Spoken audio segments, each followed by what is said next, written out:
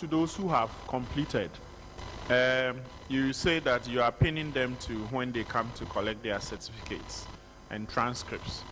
Are they also available to them online? No, please. At the moment, they are not available online. So they have to come physically to the school? Yes, Honorable. Okay, all right. Are you tying it also to references from academic staff for such students? Yes, Honorable. That's what we are doing currently. Because we realize that these are the things that will help us to get hold of them. So we are doing that as well. So when do you hope to collect the rest of the 260-something thousand?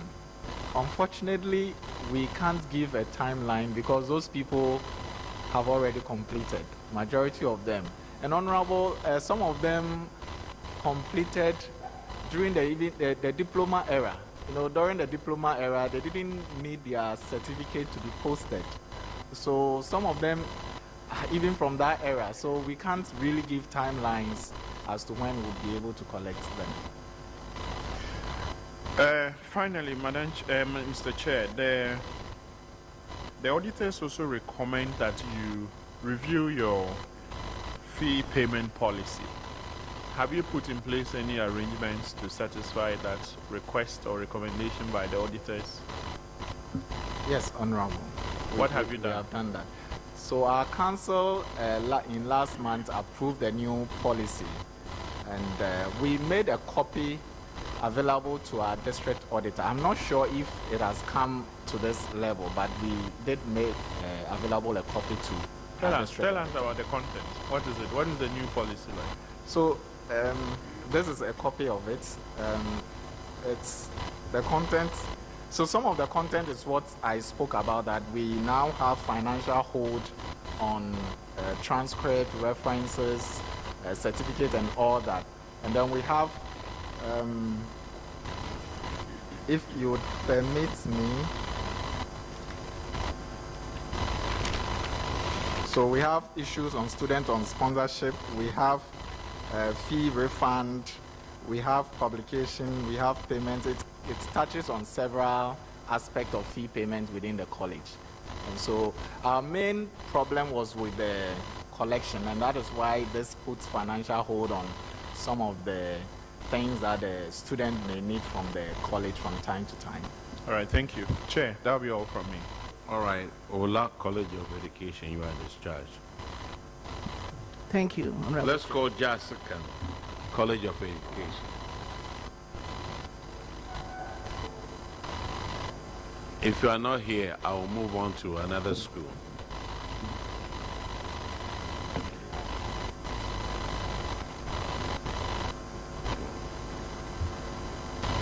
Please introduce yourself to the committee.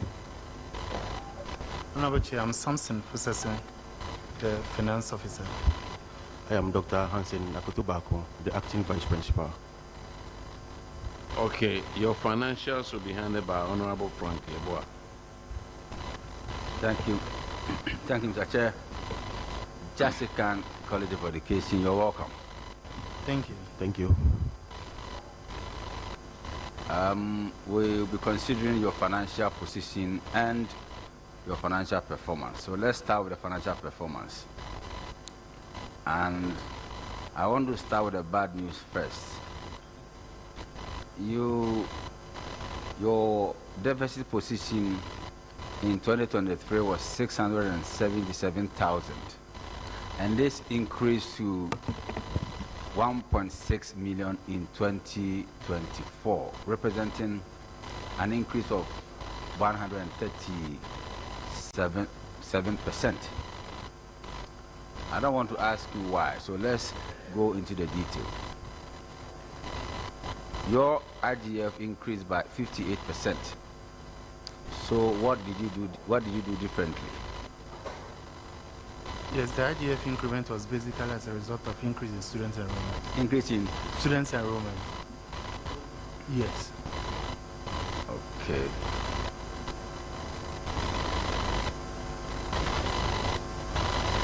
Okay. Consumption of fixed assets increased by 10,181%.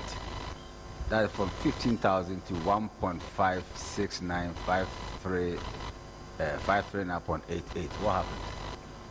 Yes, so some new assets were added to the old one, furniture and some items for the student because of the increase. Yes, so some new furniture and other items were acquired in addition to the new one because of the increase in student enrollment. Okay. All right. Okay, I've already spoken about your deficit position. 2023, there was a deficit. 2024, too, there was a deficit. So you need to check the way you do things. Let me go to goods and services. Yes, increment was just 0.9%, so it wouldn't have come from there. Compensation for employees 16.1%, which is around the standard one. So let's move to your financial position. Non-current assets increased by 52%. And the explanation was that it was this revaluation and acquisition of property, plant, and equipment. When did you adopt IPSAS? 2023. 2023. Yes. Okay. So, what caused the decrease, 46% decrease in your current assets?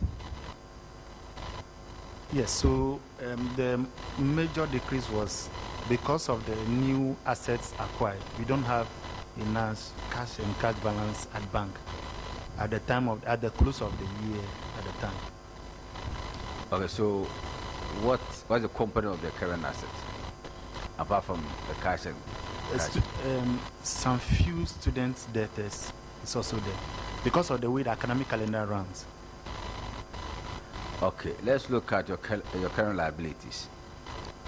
It's decreased by 35%, which is good anyway. Moved from 1.163 to 747. But this impact, let's look at the current ratio. In 2023, even though it wasn't up to the standard, 0.9 to 1, but it had deteriorated to 0.8 to 1. And as you are aware, you'll find it difficult to meet your short-term financial liabilities. So what are you doing about it? Yes, so I think basically because of the new assets and now we are stable as compared to the previous year. What was your current ratio in 2025, if you have it? I think it should be around 2.01 to something. Sorry? It's around 2.01 to 1, I'm sure.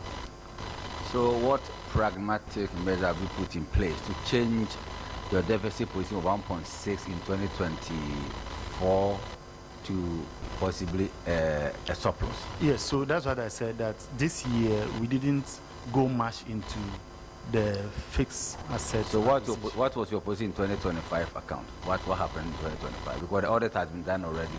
Yes. So what happened? Yes, that's what I'm saying, that in 2025 we are having some positive. You're having a surplus? Yes. All right. Keep it up. Thank you very much. The Chair, I'm done. Thank you. All right, the next, the infraction is on paragraph 946, and Honorable Alexander Roosevelt Portoje.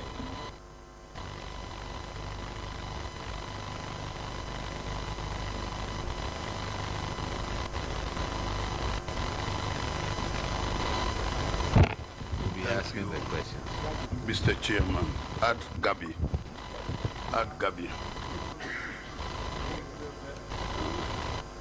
Yeah, Jessica, the auditors noted that in 2011, Get Fund awarded a contract to Mr.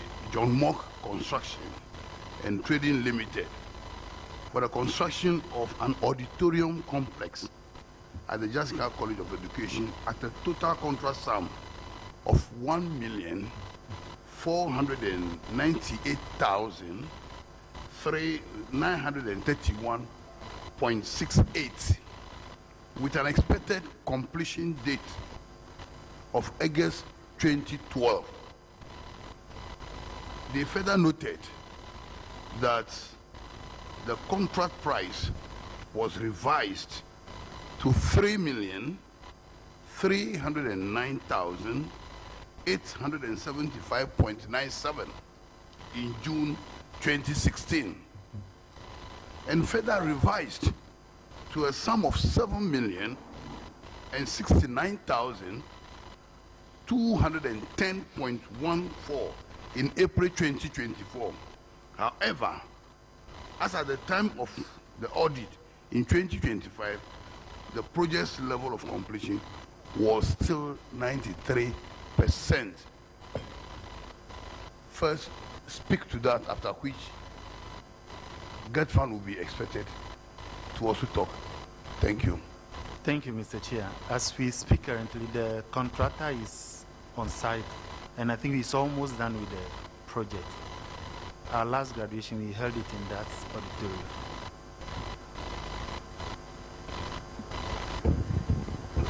Definitely, GETFund must say something. Thank you, Honorable Chair. Definitely, GETFund will say something. Yes, it's one of the projects that we took over, and we made provisions for them to be completed. So the contractors were asked to go back to site. So we are all, it's good news to hear that the project is almost done. So we don't think we'll come to Public Account Committee next year on this very project. We thank God for that. I want to make one clarity here. Please, the fund itself, apart from things that pertain to our operations, we don't award contracts. What we do is that we provide funding, either through GTEC, to the various tertiary institutions for them to award, or we provide funding through the various coordinating councils for them to do the award. Then we will do the payment at our end. So we don't do the award. So please audit. When you are doing the report, we are financiers, but most of them I see in the report that they say GETFund award. Just for correction. Thank you. But GETFund, from 1 million to 7 million, is worrying. What do you think is the cause? As mentioned early on, we normally provide the schools, the tertiary institutions, an allocation every year. But we realize that the allocation that we are providing vis-a-vis price movement, they are not the same. That's why now the fund has taken over itself with the consultant on the project, that they should be able to give us the funding gap. And when you are bringing that to current, it's definitely not going to be the price of yesterday. So that is why the movement. And if you don't do that, the contractors won't go back to site. That is the reality of the situation. Because either to give them maybe about 800,000, 1 million for infrastructure projects, and the schools, looking at their capacity, they want to do an auditorium that is going to give them about 2,000 seating capacity. That's about, when they know when they start, it's going to be about 7 million. But they want to start with the money that's available. So sometimes they finish with the foundation and the project is start for the next 3 years until they have another, they collected enough money from GETFund in terms of allocation that has accumulated before they ask the contractor to come back to site and continue. Looking at that, it's not helping. So what we've done now is to tell them to hold on doing any new project until we finish with all the old ones that are ongoing before they can be able to start a new project. So that was what the immediate past administrator, that's the understanding he had with them, and the current administrator is also continuing the same. Until you are done with your old projects, we're not going to allow you to use your allocation to do any new project. Thank you. Thank you, Mr. GETFund, and thank you, Mr. Chairman. All right, Gabby, this is Jessica, right? You are discharged. Now let's call EP College Thank of you. Education.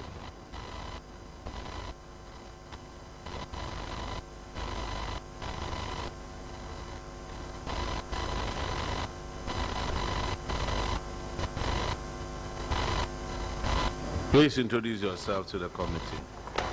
Thank you, Mr. Chairman. I'm Dr. Dixon Chair, the principal of the college. Okay. Thank you, Honorable Chair. I'm Thomas Pata, the finance officer. Thank you. All right, let's look at your financial performance. Non-tax revenue went up by about 2.3 million. And where is that from? Thank you, Honorable Chair. This is mainly attributed to student fees and charges.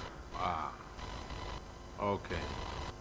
And if you look at your numbers, apart from maybe compensation that went up, that one, you don't have anything to do with it, do you? Please control. Okay. Because last year you had a deficit of 389,000, and because of increase in the non-tax revenue, you see they have a surplus of 1.9 million. That's correct. Okay. Thank you. Let's look at your financial position here. Current assets jumped from 907,000 to 2.9. What a million? What happened? Thank you. This is also mainly attributed to cash and cash equivalents increase, Okay. as well as receivable from students. Thank you. But you didn't have any consumption of assets on your statement. What happened? Are you not doing IPSAS? That is correct, Honorable Chair. We are doing, however, we fully adopted that in 2024. And at the time that the value of the assets came, that was December 2024. Okay. So we used the deemed costs to recognize the value without consumption, which will take place the subsequent year. Thank you. So in 2025, that's when it will show up. Please, yes. Okay. Thank you. Your financial current ratio went from 1 to 1 to 2.9 to 1. That's good. Your current liability didn't change. EP College of Education. That'll be all for you. You are discharged. Thank you, Honorable Chair. Thank you.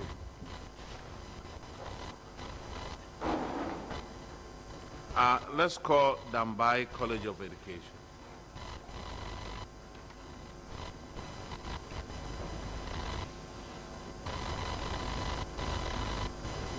Please introduce yourself to the committee.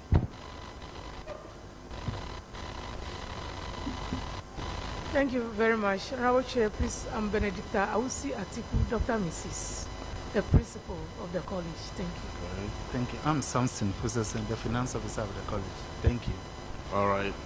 Honorable Yao and as a name, we'll go through your financials with it.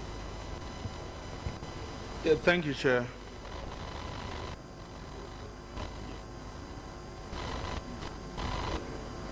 Have you been here already? You've been here already. Yes, I'm in charge of the two colleges. Oh, You are in charge of the two colleges. Yes. How come? you alone. We're It's looking for actually jobs and you are the- keeping two. It's actually the substantive for Dambai College of Education Okay. and giving that technical assistance to Jessica. To They don't have Jessica. a substantive, yes.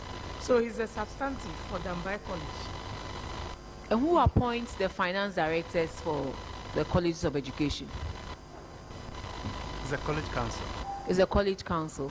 No, the college council, but under is it under GTEC? Is it under Controller and Accountant General? Under GTEC. Pardon? Under GTEC. Under GTEC. Yes. Let's flag this to the GTEC. Yeah. It shouldn't be that you are the substantive somewhere and then you are acting in another role. No. Yeah. There are a number of people out there looking for jobs who are also equally qualified, and even for procedurally and for good governance, it is not the right thing to do, so that you can be fixed on one institution and concentrate and handle one institution. So we'll flag this and let GTEC know about it. Yeah, thank you. Thank you, Chair. What's your question? Dambai College of Education. Yeah, let's go ahead. We are looking at your we are looking at your financials. We'll start with your financial performance. Your non-tax revenue went up by 29%. Can you give us the components of your non-tax revenue?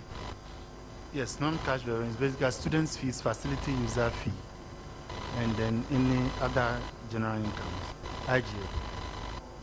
And this went up by 29. What did you do in 2024?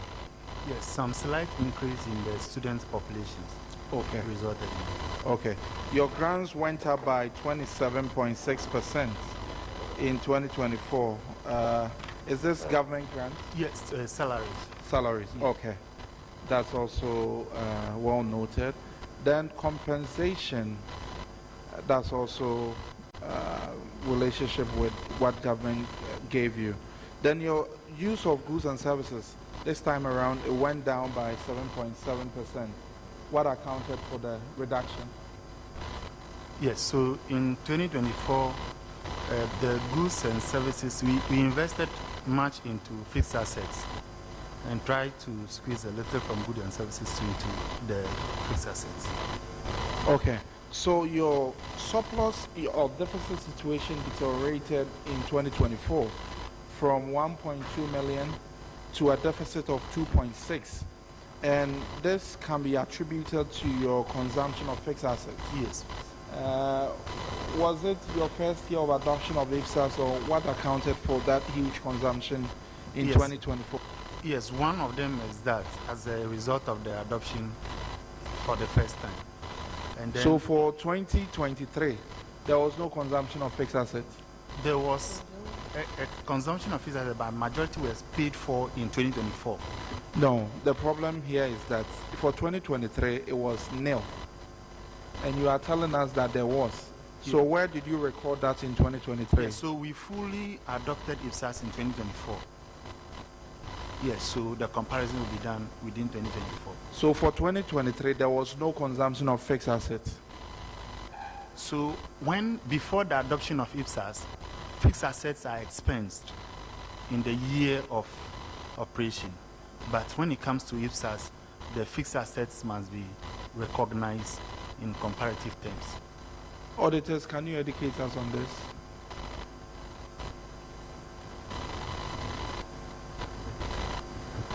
Honorable Chair, so for the 2023, they have not gone full on IFSAS, and that is the reason why you don't see any figure for the consumption of fixed assets. But then there was proper valuation of the assets and well captured in the subsequent year, and the consumption of assets was also recognized, and that is why you see it reflecting in that year. Thank you, auditors. So we move on to your financial position.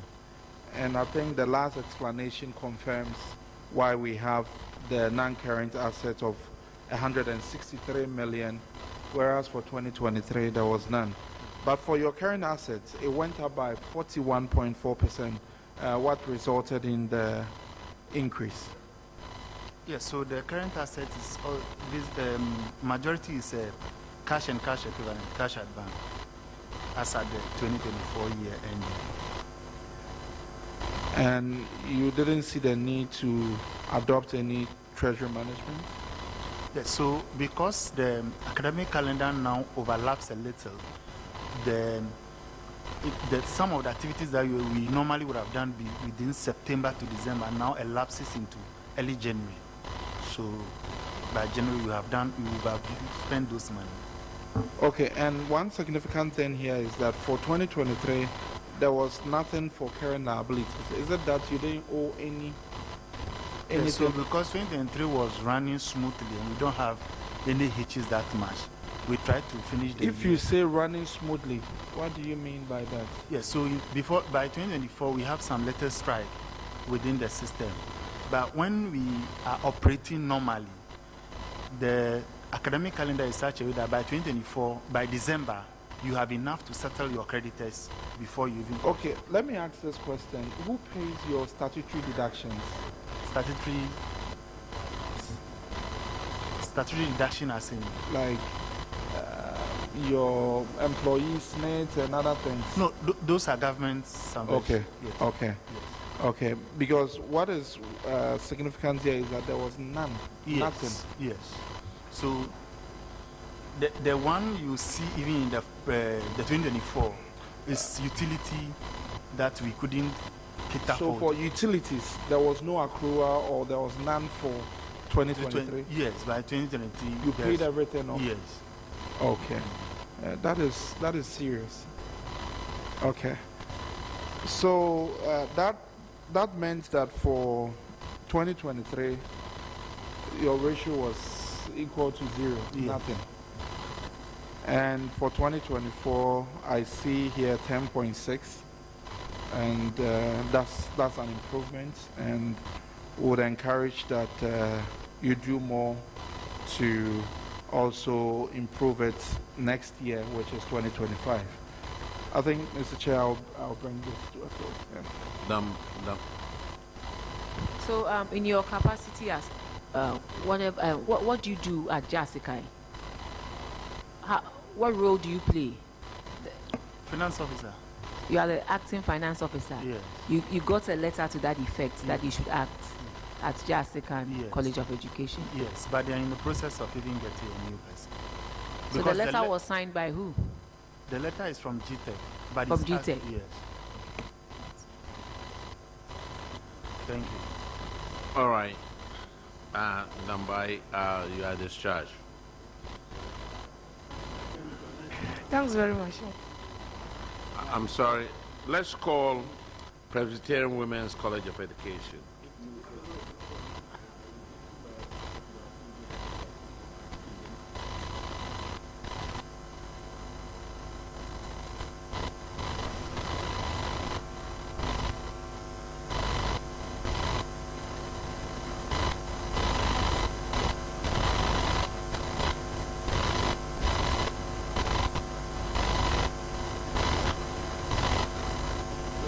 Please introduce yourself to the committee. I'm Dr. Cynthia Eni, Principal, Presbyterian Women's College of Education, Ebri. I'm Bernard Bandia, College Finance Officer, Presbyterian Women's College of Education. Lawrence Dansubuadu, Internal Auditor, PwC, Ebri. All right, Honorable Gape will go through the financials with you. And it's at paragraph, excuse me, 787. Okay. Presby Women College of Education, you are welcome. Thank you. First of all, I will take you to your financial performance. When you look at your college, by the year end, you have a surplus of over 359,203 as compared to that of the deficit of over 2 million plus recorded in 2022.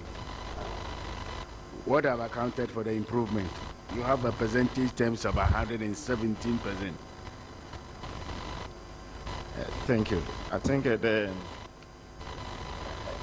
Honorable Chair, the increase in the surplus is a result of increase in government subvention and IGF, the internal generated fund.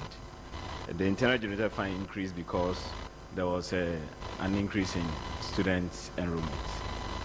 So the internal generation is only increase in student enrollment. That accounted for that.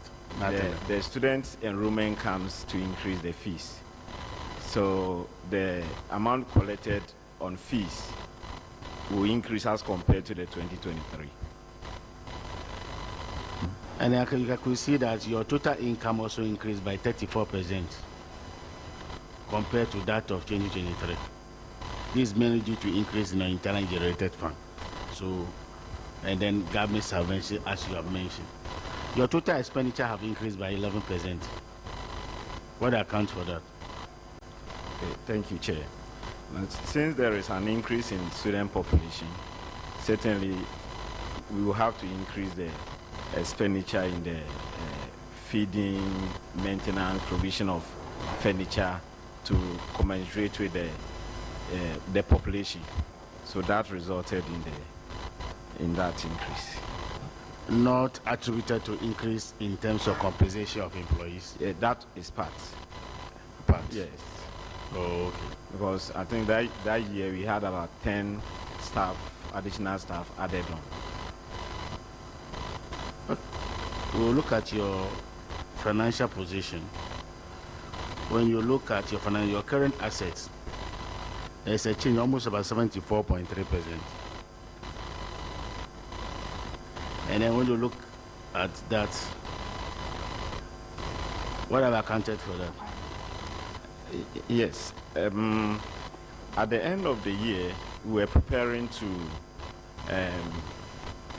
receive the students who are on vacation. So we bought food items, we bought uniform, which were all in stock or inventory, and increased that. Secondly, the final years had come to school, so we had built them, increasing the student receivables. So when you look at looking at your ratio,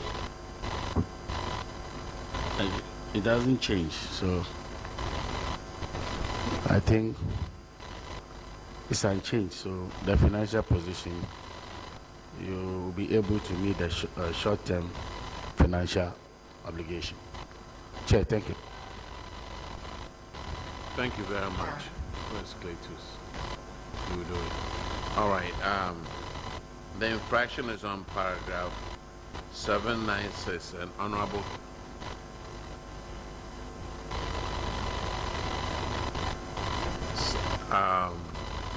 it's on 796. Okay, I will take it. You owe students' indebtedness is 315,000. What have we done about it? As at September 2025, yes, we've been able to retrieve 200,124 Ghana cedis, 44 pesos.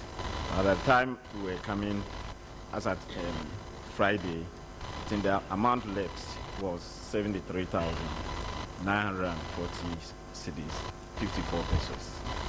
Auditors, could you confirm, please? Honorable Chair, we don't have the update of that, and if they have it, they can let us have it. We don't have it. I think money. Yes, we submitted this letter. This letter was given to us by the audit service as a certification of the fees collected. I think. When was it given to you? 19 September 2025. 2025. Yes. Okay. You give it to the auditors, and then they will reconcile on this one. Okay. All right. In that case, Presbyterian Women's College of Education, you are discharged. Thank you. Thank you, sir. Presby College of Education, Kropon Ekwapim.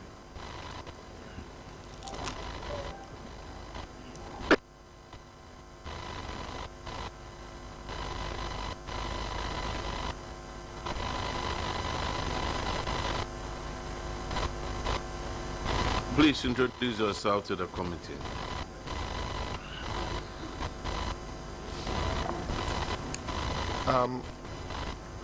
Reverend Dr.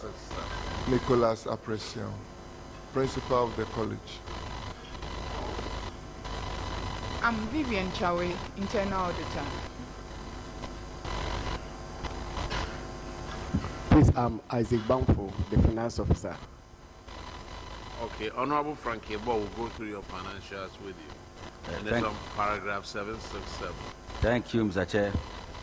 Reverend Doctor and your team, you're welcome.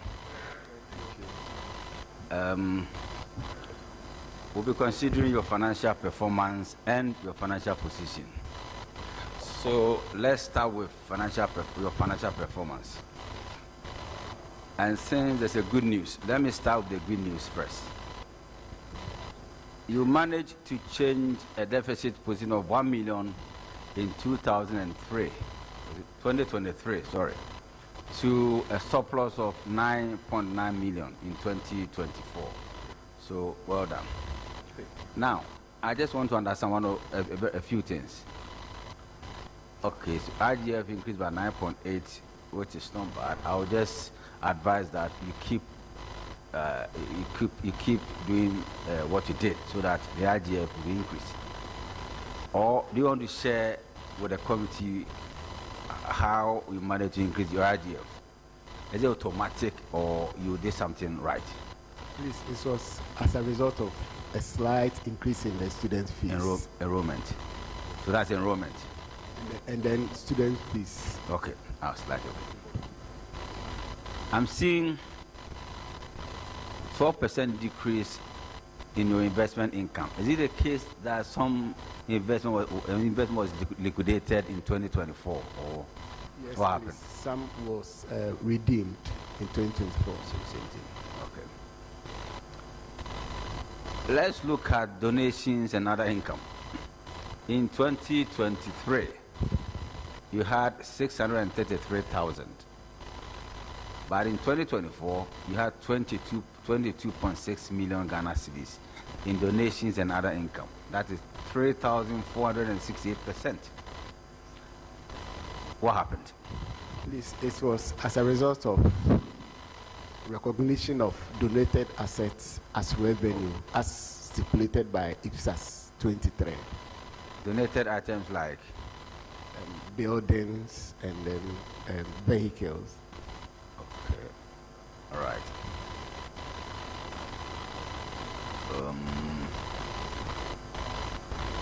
Employee compensation is fine. It's under control. Goods and services, 16.4. You can still do something about it to reduce it a bit. Consumption of fixed assets, 379% increment from 2.6 million in 2023 to 12.575 million in 2024. What caused that? It was as a result of revaluation of those assets. So when did you adopt IPSAS? Please, 2023. Okay, I've already spoken about the surplus of 9.9 million in 2024, so I'm not going to waste your time on that. Let's move straight to your financial position. Okay, I'm sure your increase in non-current asset will be connected to the IPSAS adoption, but let me ask you. There's an increment of 343%. That is from 49 million in 2023 to 118 million in 2024. Do you have any other explanation apart from what you've given so far? Yes, please. It was as a result of revaluation. You said that one, so that's why I asked you if you have any other additional information, but this one you've already said it, so that's fine. Current asset decrease, so it's fine. Your current liabilities increased from 230,000 in 2023 to 1.9 million in 2024, representing 736% increment. What happened? It was as a result of increase in our utilities and other payables. Other payables like? We had a building that we were constructing, and there was an amount that we were supposed to pay within that year, which we captured as part of our payables. Because if you look at your 2023 current ratio, it was 21.1 to 1. But in 2024, it's 2.4 to 1. And obviously, if your current liabilities increase by 335%, it will reflect negatively on your current ratio. Even though the 2.4 to 1 is not bad, but if you compare it with the previous year, which is 20.1 20.1 to 1, it looks bad, but internationally, the standard is okay. It's okay. So I'll just advise that you keep an eye on it so that you will be able to meet your current financial liabilities as and when they fall due. So keep it up. Mr. Chair, I'm done. Thank you very much. All right. Yes, sir. Thank you very much, Chairman. Finance Officer. Yes, sir. I heard you say that you liquidated part of your investment. Yes. Is that right? Yes, please. Okay. But looking at your financials, I've seen that your non-tax revenue increased, your IGF increased. Yes, please. Your donations and other income increased. So why did you liquidate your investment? If you had all these figures going up. It was as a result of the projects that we were undertaking. We needed to liquidate it so that we could meet some of the payments.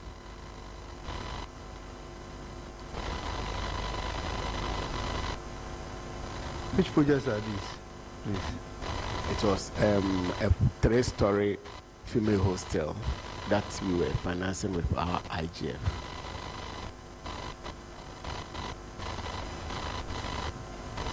So what's the status now? Please, it's completed. Thank you, Chairman. All right.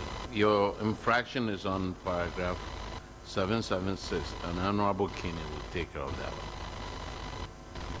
Yeah. Thank you, Chair.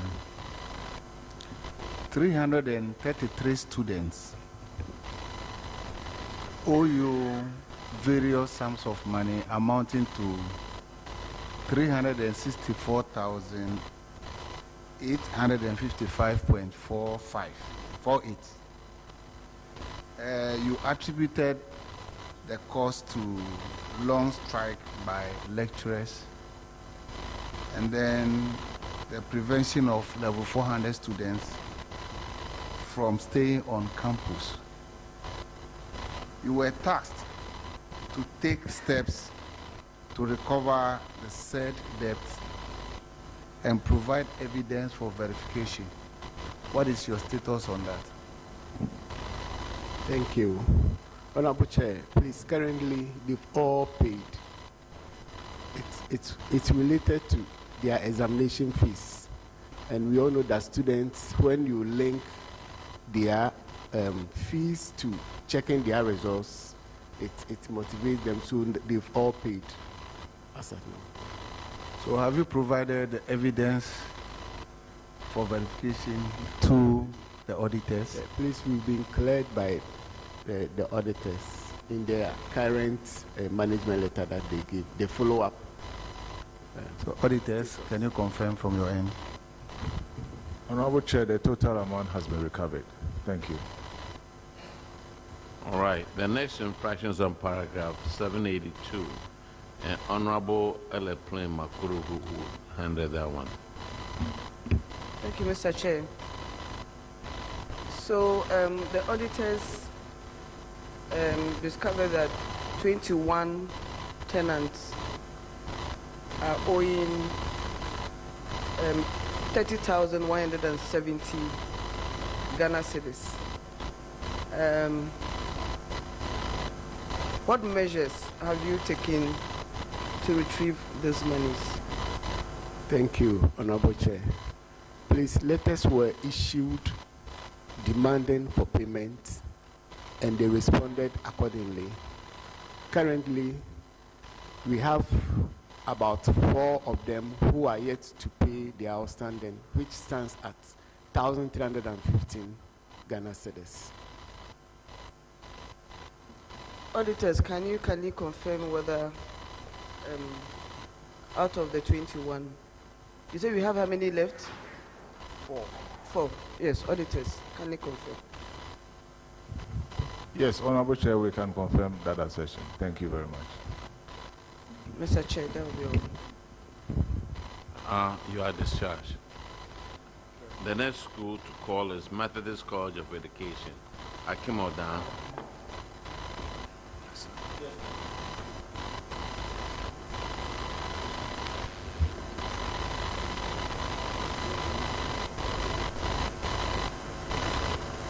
Please introduce yourself to the committee.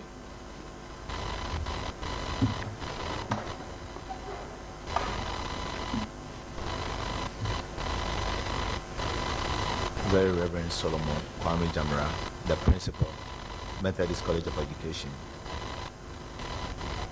Francis Abedu, the finance officer. Kwabena Boahene Konto, assistant accountant. Please have your microphones off. Please turn your microphones off. Honorable Bauer will go through your financials with you. Thank you, Chair. Methodist College of Education. Going through your financials, I saw that we had an increase in government subvention from 9 million to 11 million. What accounted for this?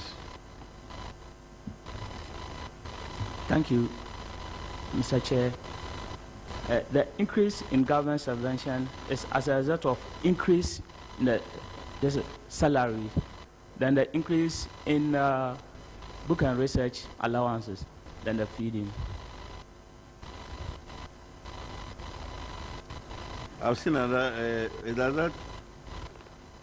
your IGF2 also increased by 63.6%.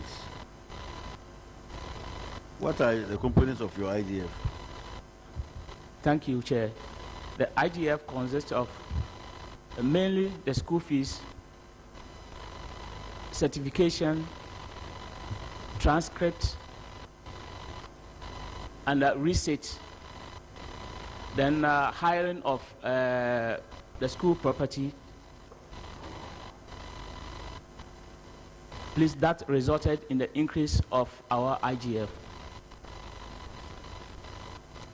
I see. Under your expenditure can you explain to me what is specialized expenses? Thank you, Chair.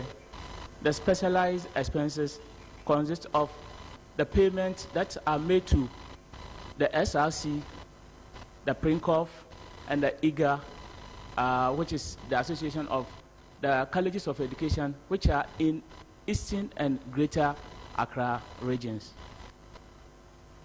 That also increased by about 65% too. Why that jump? I said that the special expenses is also increased under the year under review. Yes, please. By 65%. Yes, please. What was the cost? The payment that we made to SRC increased.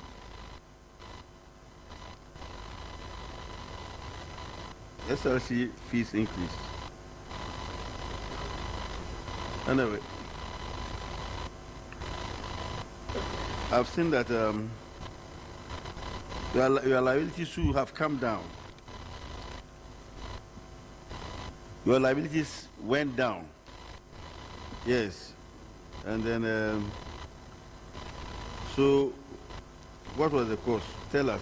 Yeah, those that we are owing, the suppliers that we are owing at that time, we have to make payment to to bring our liabilities down. That's good. And then there's an improvement in your current ratio. So, Mr. Chairman, I've seen that the account, it looks good. Yes, I will implore on them not to renege and to whatever you did to improve. I hope that 2025, the financial performance will be better than this one. Or you go back? Yes, please. You not go back? No, please, we are... You will not renege? Okay, Mr. Chairman, that will be all for me. All right. We encourage you to keep it up. Methodist College of Education, you are discharged. SDA College of Education, as a query.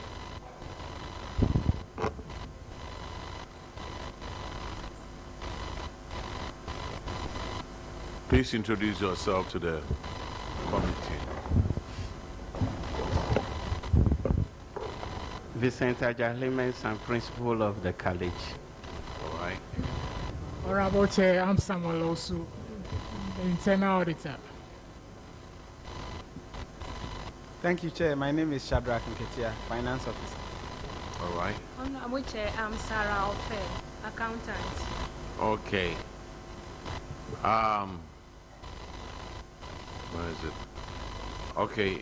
Honorable Duke William Allen Kwame Amoakwata Oforiata Akufo-Addo will handle this issue. Thank you, Chair. SDA College of Education, Asokori. Is this Mampong? Asokori Koforidua. Okay. You are welcome. Your financial performance. Non-tax revenue is up 57.4%. Why is that? Which is good. Thank you, Chair. So in addition to the student fees that we get, we also try to generate some IGF from some commercial activities we do. We have a bakery, we have a water unit, and we also got some monies from donations as well. Thank you.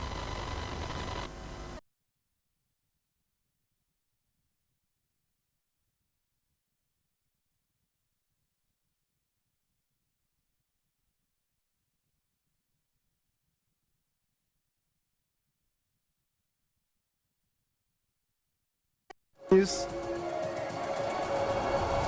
some deposits, and so at the end of the year we had generated that finance income. Thank you. Your total income was up 22.6%. You should look to increase that and do well next time. Thank you. We'll look at your financial position. Well, sorry, I have one question here. Consumption of fixed assets. Nothing for 2023, but we see $1,072,000 for 2024. Yes, thank you, Chair.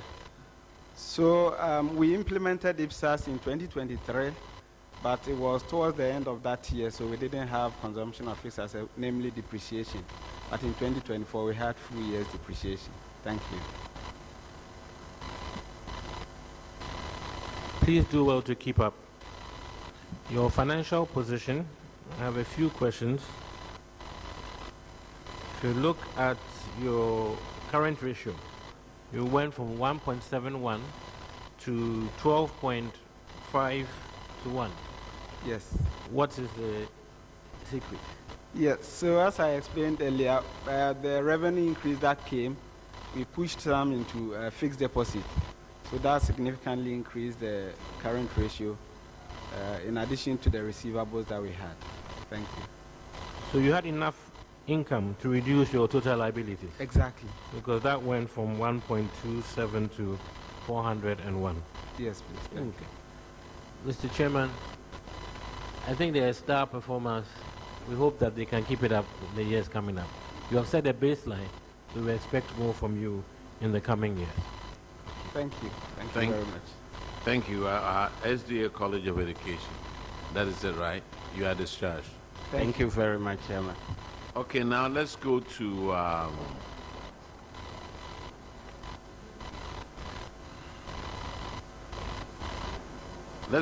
St. Francis College of Education. Ahoy.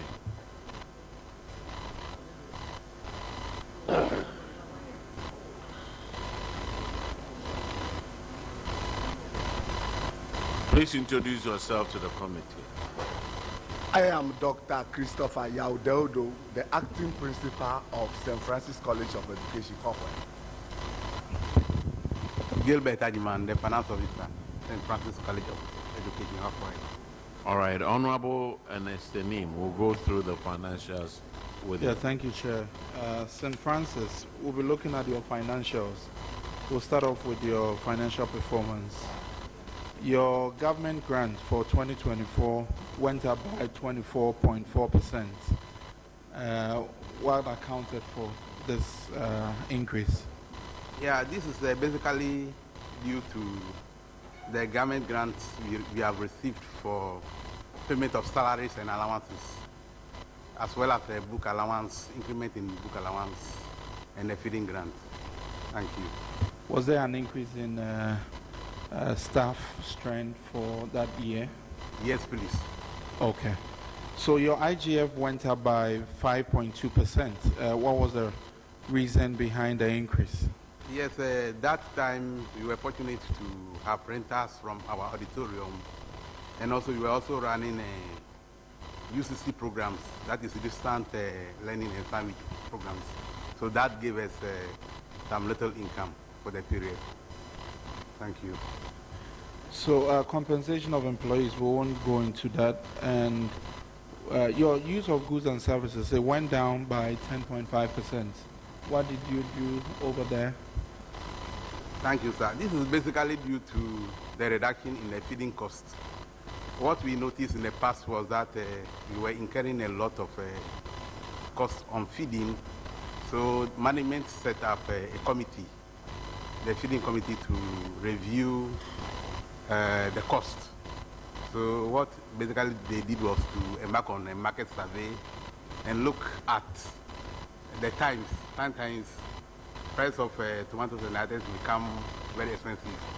Then they would try to vary the menu and as it were, look at other areas that would bring costs down. So if you look at our financial statement, you notice that we've been able to cut feeding costs by over 1,082,000 Ghana cedis, and that basically has accounted for the reduction. Thank you. Okay, that's a very good one, and I think that other colleges can also learn from some of these best practices, because you could see here that it was a correct management practice, and that has also reduced your deficit situation from prior year, which was around 1.2 million Ghana cedis, to just about 254,000, and that is coming from just your savings from the feeding, and that's a very good one. Your consumption of fixed assets went up by 15.6. Any explanation? Yes, this is primarily due to the acquisition of some few assets and the adoption of the ESTAPs. Okay, thank you. So we go to your financial position. Non-current assets went up slightly by 6. Current assets reduced by 5.5%. But then my concern here is that instead of you improving on your ratio, you rather went down. So let's work on that and improve our current ratio so that the arguments we made for the reduction in feeding at least will be justified. Yeah. Thank you. Now let's go to Akachi College of Education.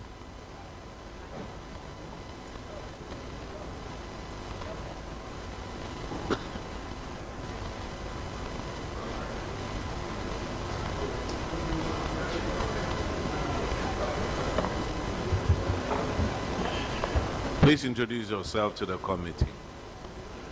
Thank you, Chair. My name is Felix Kwame Kumajo, the principal of Akachi College of Education. I'm Frank Asare, internal auditor.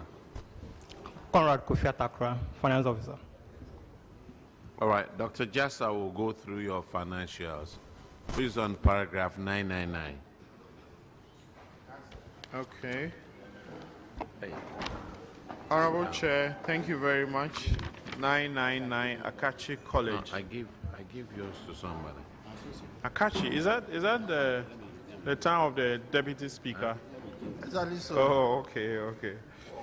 All right.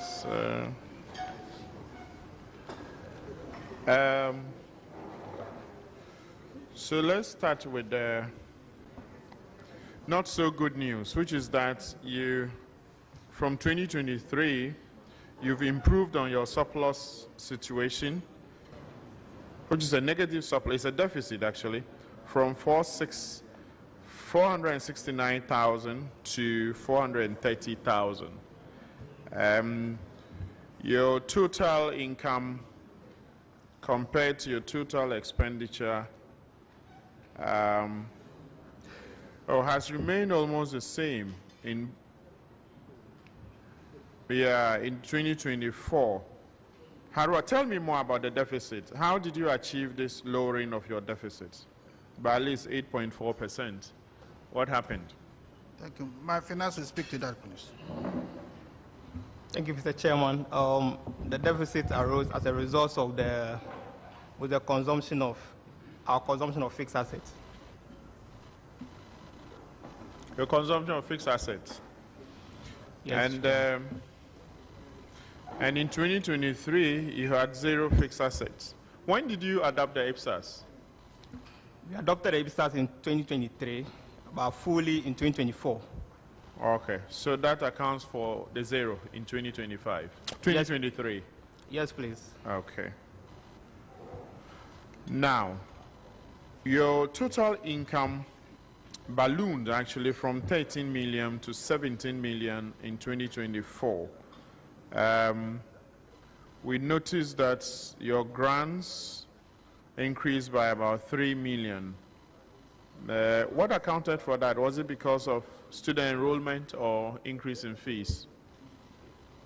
That was mostly about compensation. So we had an increase in staff. I'm sorry? That was mostly about from compensation. Compensation. No. Salaries. I'm talking about income. Yes, grants. The salary compensation, the grant is made up of both compensation and feeding. Compensation for your staff? Yes, please. Okay. But you also have compensation of employees as an expenditure item. Exactly. So you receive the grant and you pay. So that's how we record it. No. You come with me on how I want to take your accounts. I'm saying to you that we had a 28.5% increase in your total income. That's from 13 million to 17 million. And we observed that a component of it, which is the grants, increased by 3 million. I'm just trying to understand how come we recorded that increase in your grants. Is it because of increase in number of students, or is increase in the quantum of fees they have to pay, or both? What happened? Well, so the grant, the income we made, so there was an increase in our non-tax revenue, which is the IGF. Then, so that was basically, we had an increase in enrollment and the school fees component. Then the grant, there was an increase in the compensation because of additional recruitment of staff that we had. Okay. So that was what results in the increase in those lines. So you recruited more staff, and so you got more income to pay them. Is that what you are trying to tell us? So the grant portion is made up of compensation, then the feeding grant that we receive. So you receive and spend. So usually, technically, with the compensation, what you receive is what we pay the staff. So there was an increment because we had about additional 10 staff. Exactly. Okay, but there's an item which would bring your issue much clearer, which is the compensation of employees. And for that one, you had an increase of 23%. So you are saying to me that it's because of this increase in compensation of employees that you have the increase in income? No, if there's usually, technically, with the grant, what you receive, as well for compensation, what you receive is what you pay. So usually if there's a difference in the... Okay, just assume that I'm not a finance person, and I'm not. What I want to understand from this account, this statement is, you have total income that has increased by 28%. Now, the components of this total income is non-tax revenue and grants. I want to understand what constitutes the grants. The grant is constituted by the feeding grant, grants received for feeding for students, and compensation. Okay, so money to pay salaries. Exactly. So you pay Chairman. salaries from the college? No, we are expected to record Okay. that, All right. that particular portion of the of that amount. Okay. All right. Now then, use of goods and services, you had a deficit of,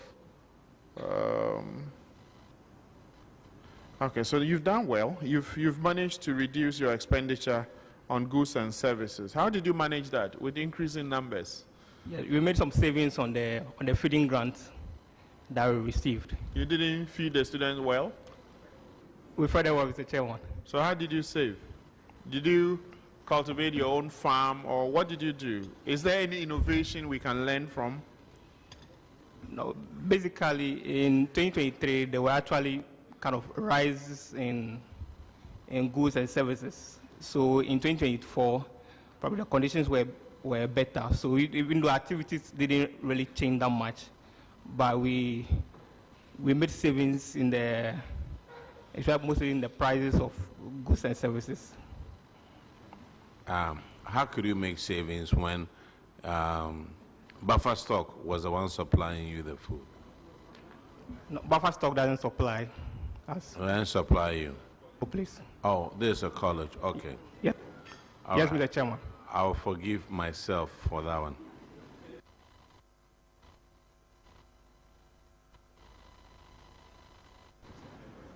Okay, so let's look at your financial position. Mr. Chair, I think that they've done pretty well. There's an improvement in their current ratio position of 1.5 to 1 to 2.8 to 1. And I think on the balance, this account looks good. I will encourage you to continue. I'm sure Mr. Speaker, Deputy Speaker might have an influence in this. Keep it up. Thank you. Thank you, Mr. Chairman. Akachi College of Education, you are discharged. Now let's call Peki.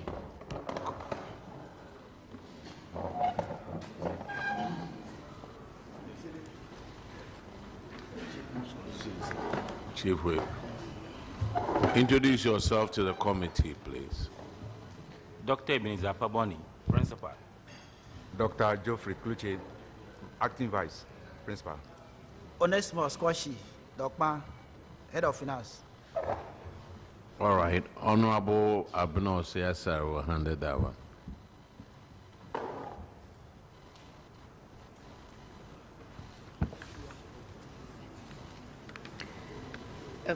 Peki, I mean, you are the first school or first college, I mean, for today that has shown your GET fund allocations and other incomes. You have separated those ones from your government subventions as well as your IGF.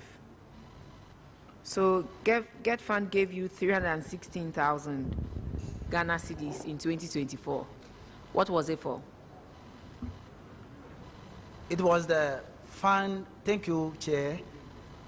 It was a fund provided to pay the staff who have gone, who are doing the who are doing their PhD courses, and then they have applied for it. The staff development committee met and collected their evidence of fees paid and submitted to submitted it to GET fund through GTEC. So during 2024, all that they have applied previously, at the latter part of December, they have released all. So that is what you are seeing on the paper over there. Okay. And what constitutes your other income? Our other incomes, we have cutting services. We also have some projects like pig farm, water factory, provision stores, and economic trace. Okay, I see. Economic trace. But that notwithstanding, you made your loss worsened from 916,000 to 1.1 million Ghana cedis. Exactly so. Right down from what you can see, with 2023, we have partially adopted the IFSA, as the IFSA law allows that you can gradually take or record your assets. So greatly, our consumption of FISAT was part, and we live in an era where prices of goods and was skyrocketing, was escalating due to inflation. So our strategic position for buying of goods and services, at a point in time, we must liaise with our auditors in order to probably to vary or to change some contractors who will bring some, how do you call it? The goods and services were escalating. Let me put it like that. It's purely due to inflation. Sir, what are you saying? That, yeah, your loss of 1.1 million from 916,000. Yeah, I was saying is purely due to inflation. Did you just say that? No, madam, I was explaining certain issues prior to that. I can repeat myself. I said that in 2023, we have adopted IFSA. You are not the only college that adopted IFSAs. Yeah, let me explain myself. Your number is 435,000 for consumption of fixed assets in 2023. Yes, some assets have been and then 767 or revaluation. Can you please keep quiet whilst I speak? Can you just listen and your consumption of assets for 2024 was 766,000 Ghana cedis. Your goods and services went up by 7.3 million. And you sit here and say your loss is as a result of what? Inflation and then the consumption of fixed assets. You are not the only college that is supposed to show IFSAs in your financial statements. Madam, sorry for trying to challenge your authority. I was saying that... You were not challenging my authority. You were just talking. Yeah. You are not challenging my authority. You were just speaking because you felt you had the mic in front of you. Please go ahead. Thank you. There was revaluation of assets, which actually contributed to consumption of non-current assets. That is non-cash. Let's go back to 2023. So when you see 2024... Sir, let's go back to 2023. What necessitated the loss of 916,000? Was that also inflation? Was that also high price of goods and services? Yes, madam. All that factor you say, they are all part of it. I will explain myself because... In 2023? Yeah, we live an era where the goods and services were escalating, the prices of it. So we have to... Give me the components of your goods and services, one by one, to the tune of 6.6 million in 2023 and to the tune of 7.3 million in 2024. They are in the note. I can list them for you. I don't have your note, so mention it. If you permit me.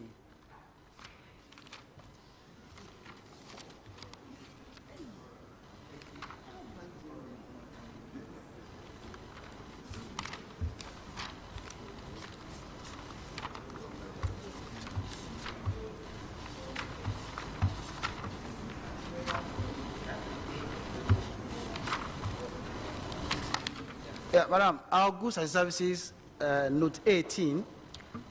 For 2023, 6.3. Yeah, comprises materials and consumables.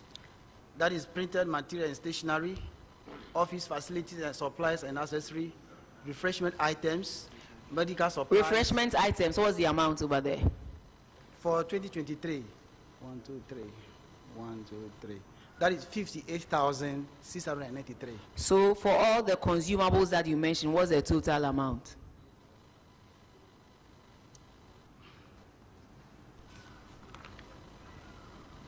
The total amount of is for 2023 is 6. No, the consumables you mentioned, printing materials. For 2023, that portion. For 2023, the aggregate is 2,363,000. Okay, so let's go down. 692. Okay. The 2024, should I mention that one too? No, the total is 6.6, and you've given me 2.2. 2.3. So let's continue. Yeah, 2024 is 2.6. 2024 is 2.6. 2023 is 2.3. Well, I'm talking about your goods and services, which is 6.4 million, and I'm saying give me the breakdown of the 6.4 million. Yeah. So that one is consumable, material and consumable. Then we have utilities. Okay, how much is that one? Utilities in aggregate 2023 is 455,466. Okay. 2024. No, let's finish with 2023. Okay, 455,000 for utilities. Yes. Then we have general cleaning. General what? Cleaning materials. Cleaning. Okay. General cleaning materials. That is 55 cedis. So virtually 2023. 55 cedis. Yeah, So let's go on. We're having the old store we couldn't buy much. Then we have general cleaning, traveling and transport expenses. The total is 800 and. So you see where it says 800 and something. And you sit here and tell us that it is inflation. You spend over 800,000 in transportation costs alone. Madam, we have fuel. I know. Cans. I am coming. Yeah, it is not only about the. It is transportation cost, and that includes fuel, that includes servicing, and that alone is how much? 835,000. Let's go down. Yeah, when I talk about Continue. escalation of prices and goods and Continue. services, Let's go down. The was escalating. Let's go down. Continue. Then we have repair and maintenance. Okay. The total is 999,000. Repair and maintenance of what?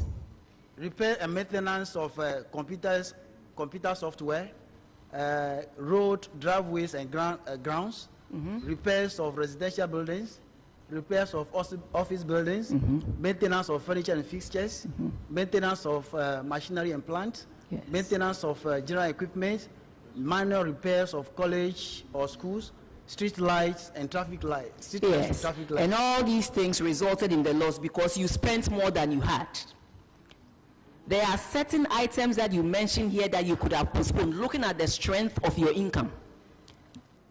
Looking at the strength of your income, you could have postponed some of these items, or you could have stepped it down to avoid the school incurring the loss of 913,000 Ghana cedis.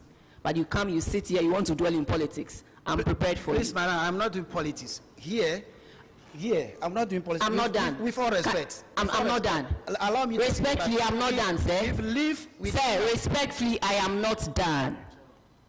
I don't know why you are too excited. I'm sorry. I don't know why you are too excited. You make a loss of 913,000, and you think you can come and sit here, display, and be excited about it and explain it away. You are not doing your school any good thing. You mentioned the items that caused the loss, and I'm saying that when you looked at your income that was coming to you, you could have stepped some of the things down to avoid the school incurring a loss of 913,000. You want to explain? Maybe when you go to your school, you can go and explain to the students there why you incurred a loss of 913,000. And in 2024, it worsened to 1.1 million. And you still want to explain it away.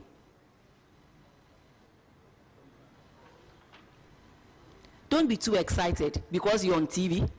Don't be too excited.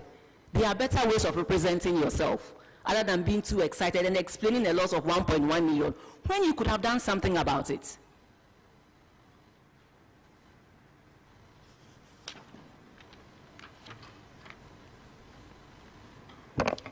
And principal, do you look at your accounts? Are you aware your current ratio is worsening? Yes. You are aware? Yeah, I'm and what aware. are you doing about it? In fact, when I took office, we had a lot of infrastructure in terms of all other things that was deteriorating. You had a lot of our old structures. When you say old structures, what do you mean? Bungalows and labs and all other lecture halls. So we were trying to save the school by doing some of these maintenance. In fact, they were encroaching on our lands too. So we needed to wall the school. So that resulted in us doing some of this spending because people were infiltrating. No, we even haven't come to 2024, so I don't know what entails in your 7.3 million goods and services. But I'm even speaking to 2023. Yes, I'm saying that Yes. because we did a lot of maintenance work. But are you aware you were deepening your losses? Are you aware? He is. But aren't you the principal? Yes, I look. So I'm asking, were you aware you were deepening your losses from 916 to 1.1 million? Normally, There are certain things that, let me advise you. There are certain things that you can postpone to improve on your credit or your profit situation. You understand? There are certain things that you can postpone. And then when you are able to make more IGF, initially he mentioned that, you've improved on your IGF. Yes, I saw an increment in your IGF. And I was thinking that if you are making losses, why must you continue to spend and increase the losses that you are making, rather than postponing some of these things and then making sure you improve on your financial position? Or that is not important to the school, because come what may, government will come to your aid. Come what may, will provide monies for you. No. If it's your own firm that you are making losses like this, would you continue to deliberately incur things and justify that, yes, we needed to do this, we needed to do this, we needed to do that? If you should break into the numbers, you see that certain things, one, could have been avoided, two, could have been postponed to improve your situation. Or you don't think so? Noted. Do you think so, or you don't think so, that No, you could have postponed some of the items, or you could have done something to improve your current situation? For me, yes, we were looking at saving the school too in terms of some of the things that we did. You were saving the school? Yes. Yes. Because, for example, you took office and you have about 10 bungalows that has been abandoned. You needed to fix. There were no teachers in them? There were no people living in them? Yes, there were no people living in them. Wow. So we needed to fix most of these.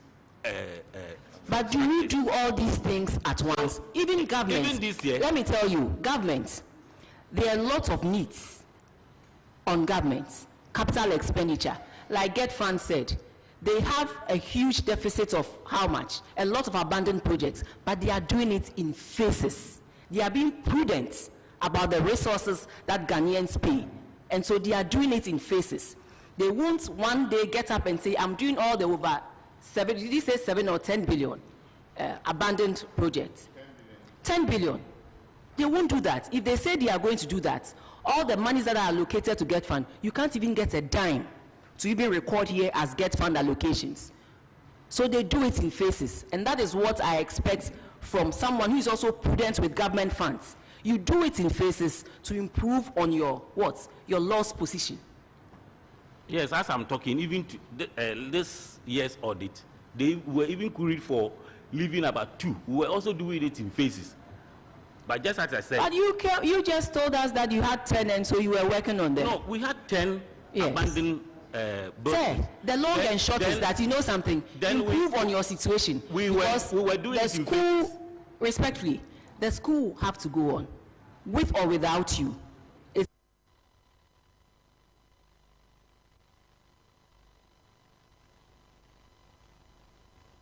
a going concern. And so whatever you have to do to improve the loss situation in the school, you have to do it. You cannot just explain it away that I needed to do A, B, C, D, so I don't care if I widen the loss. We don't do things that way. Clearly, if it's your business, you would want to look at the losses you are making against all the commitments you are making, against all the losses. That is what we do. Pick it as your own and do what you think, if it were your own, you would have done to improve on the loss situation. Your current ratio is coming down. Clearly, you cannot even pay for your short-term liabilities. Clearly, from the accounts that we have in front of us, you cannot. And so it is not also good to just come and you think you can explain it away. It is not about explaining it away. It's about action, making sure you improve on the situation. That is why we are all here. After all, if we finish with our work on earth, When you are going, you not take this with you. When I'm also going, I'll not take the chair position with me. But it is our deeds that will speak for us. And that is why we have to show it whilst we are alive. I hope you get it. Thank you.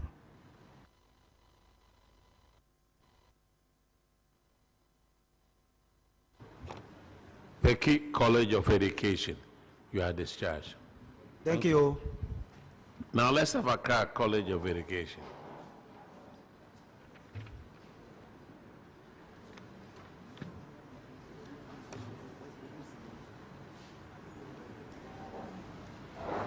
Please introduce yourself to the committee.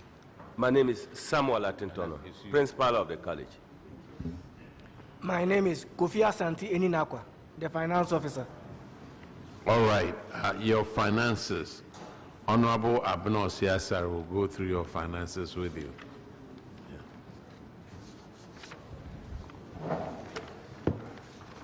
Accra College of Education, can you give me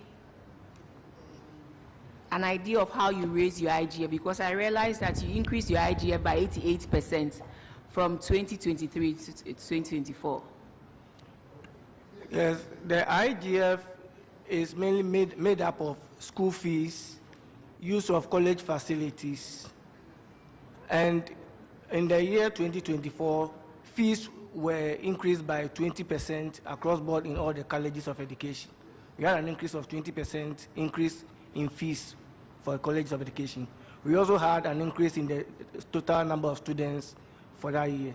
That considered the increase, and we were also able to use our college facilities, hire of college facilities, and that considered the increase in our IGF.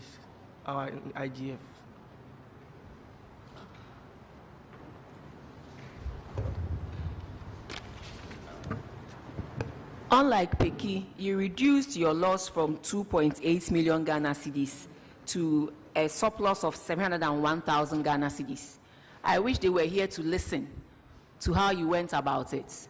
Can you share with us what happened and how you were able to improve the situation? So that even if they are not here, there are people here can go and tell them, this is prudence. Actually, our main cost driver is feeding of our students. And through the management decision, we had to use the framework agreement and renegotiate with our suppliers because our feeding cost was escalating. So through renegotiation with our suppliers and bringing on new suppliers, our liabilities, which is mainly the fees, dropped significantly in the year. Please. Well, and there's one thing I noticed here too, that for you, again, you applied prudence. In your goods and services for 2023, it was 7.6 million. But then in 2024, because you wanted to improve the situation, it reduced to 4.8 million. And this was what I was talking about. And this was what I was talking about, that then the principal and the finance person thought they could just explain away. If you know your position is bad, you need to do things to improve. Their goods and services in 2023 was 7.6, and there was a loss of 2.8 million Ghana cedis. 2024, they reduced it by close to 2.7 million Ghana cedis, brought it to 4.8 million, and based on that, they were able to reduce their deficit position to a surplus position. Of 700. This is not magic. This is proper management and prudence in public financial management. And clearly, that also increased or improved your current ratio from 0.5 to 1 to 1.1 to 1. And this is what we are talking about. So those of you here, please let's take a cue.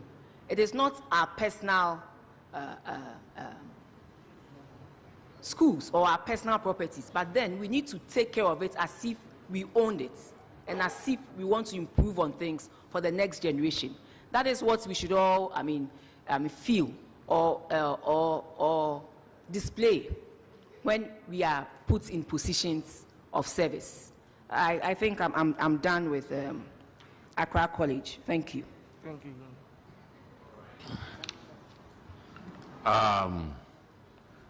Now, the infraction is Honorable Duke will take care of the infraction, which is on paragraph 1, 817. Principal, unrecovered staff advances totaling 48,014 cedis. There were 11 staff who benefited from salary advance. Yes. At the time of the audit, 7 of them had made some payment, part payment, leaving 4 who had not made any payment. Can you tell us what qualifies one to receive a salary advance?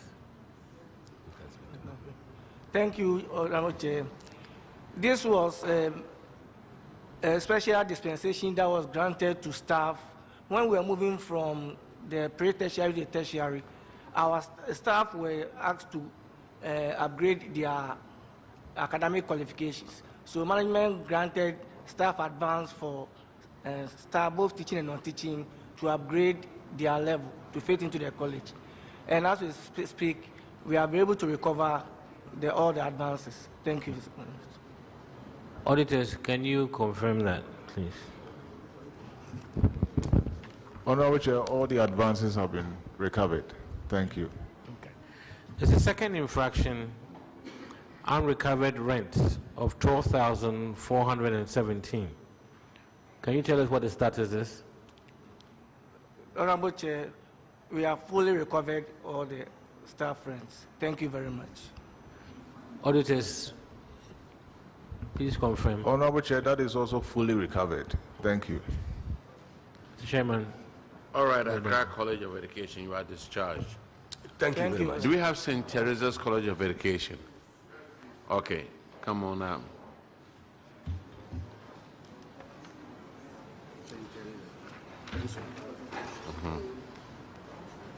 Is that this one?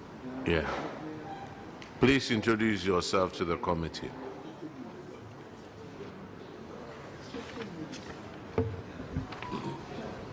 I am Professor Mrs. Scholastica Wampakia Azwa, Principal, St. Teresa's College of Education. Okay. And I'm Daniel Kmonfo, the Acting Finance Officer. Honorable Gape will handle your financials on paragraph. St. Teresa, you are welcome. Thank you. Thank you. That's right. Yes. Oh, Madam, congratulations. Thank you. Only lady professor in our midst. The whole day. You are welcome. Thank you. Then just congratulate her and allow her to go. No. Not that. When you look at your surplus, you have, looking at your school, when you look at the deficit in terms of compared to 2024 to 2023, there is a huge change. What have accounted for that? Thank you, Chair. We adopted IPSAS in 2023, but in bits. So in 24, we tried to recognize revenue as earned. So where students pay fee between September and December, that is for the preceding year into August. So we have to defer portion. Unfortunately, that was not accounted for in 2023. We captured everything.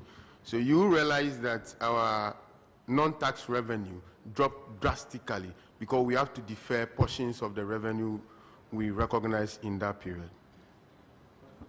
Government grants have increased about 43%. Yes, thank you. That is basically to the increase in basic salary, the more staffs we have recruited, and the dollar rate that changed in terms of payment of book and research allowance to deserving staffs. When you look at your non-tax revenue also, have dropped. The change is about negative, almost 64.9%. Thank you, Chair. That was what I said earlier. The actual revenue we realized was around 4 million, but we tried in applying IPSAS to defer what we are not recognizing for that particular period. So in 2025, everything stabilized. Your goods and services, the change is about 8.4, but the consumption of fixed assets is also almost a change, is about 18.9. Yes, thank you. As it is, as we are now applying the IPSAS, and with a few additions that caused the change in the consumption of fixed assets.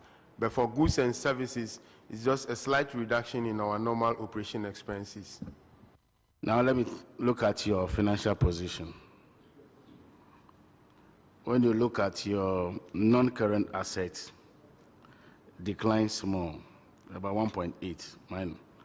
And then when you look at your current assets too, your current assets have increased to a little bit, about 16.8%.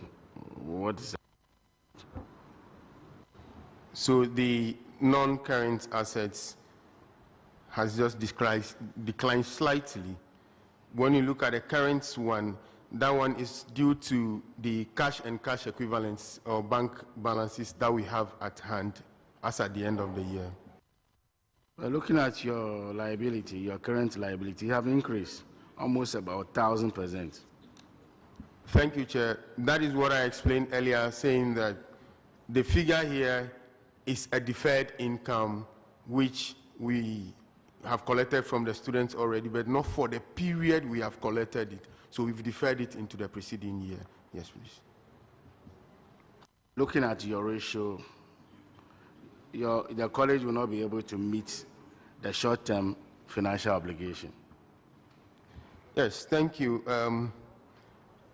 With the application of the same IPSAS in 2025, you realize our current ratio have gone up almost 1.8. We are not in 2025 yet. Thank you, Chair. Yes. So agreed, we cannot meet our current liabilities as it stands, but we hope to improve on it. Thank you. What strategies are you going to do to improve on it? So in that, we are looking at where the current liabilities, which is major in terms of student fees that have been received, will now be settled out to pay off whatever the students are owing in the preceding year. I'm done. St. Teresa's, you are discharged. Thank you, Chair. Is Enche College of Education Prof, here? we wish you well. Thank you, Madam. Enche, are you here?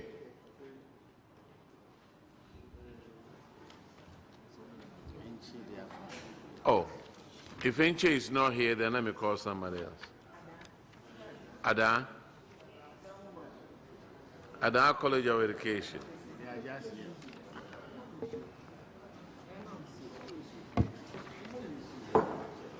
Please introduce yourself to the committee.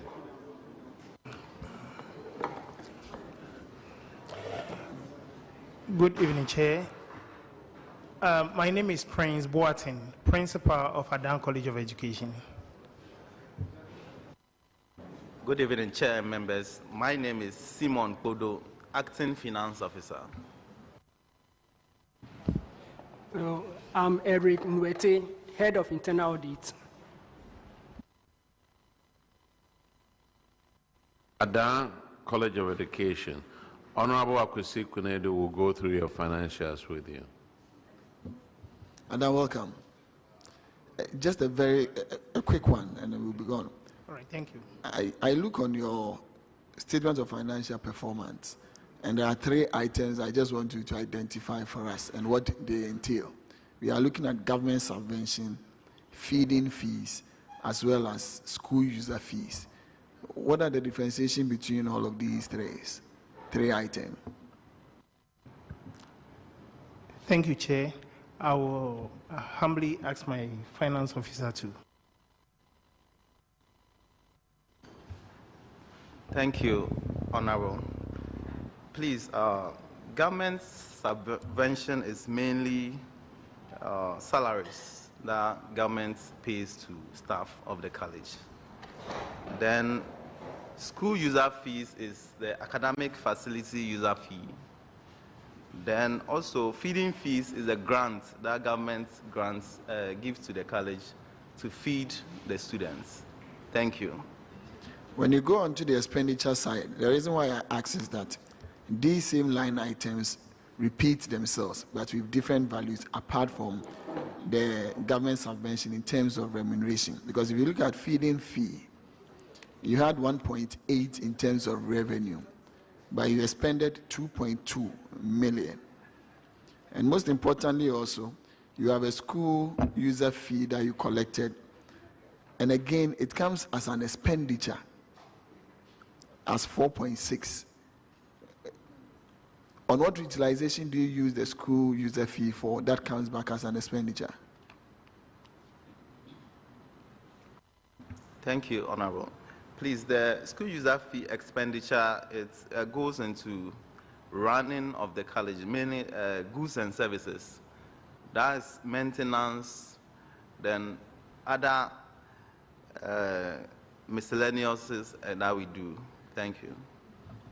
Why do you box them up together back as school user fees? Because it makes the narration becomes a bit weird. Because these are different components. Some are goods and services and the rest. So probably I think that you probably could do the segregation well and well describe them so that they don't go back in that same manner. And what constituted your other incomes in 2023 that could not repeat itself in 2024? You had almost about 327,000. That was huge. But 2024, you had none. Thank you. Please, in 2023, we have this program we run, that's Sandwich, but the last cohort ended in 2023. That's how come we didn't see it in 2024. Thank you. Okay, but do you intend running those programs again? Yes, please. Okay, because it's important once it yields enough money for you, because you've also helped improve upon your deficit. Now you don't have a deficit, you are running a bit of a surplus. Yes, and I think that is good. You continuously do that. And when you're also static, try and improve upon your current ratio. Is 1.3:1. I mean, it's good, but try and improve upon that. And it will. What current, non-current asset did you acquire in 2024? Thank you. Please, in 2024, we constructed a conference facility, a mini conference facility. A mini conference facility, because I was wondering what conference facility you constructed at 203,000. Okay, so that is your non-current asset. Yes, okay. please. I think we are good to go. So keep it up and keep improving on your surplus position so that at least you'll be able to use that to generate more in terms of non-current assets for and improve the facilities in the school. Thank yes, you. Because even when you are doing non-current assets, you still were able to improve upon your deficit to a surplus. So, I mean, once you do the things right, you'll be able to improve the status of the school. Well done. Thank you. All right, your management infraction is on paragraph 836, and Honorable Sebastian Day.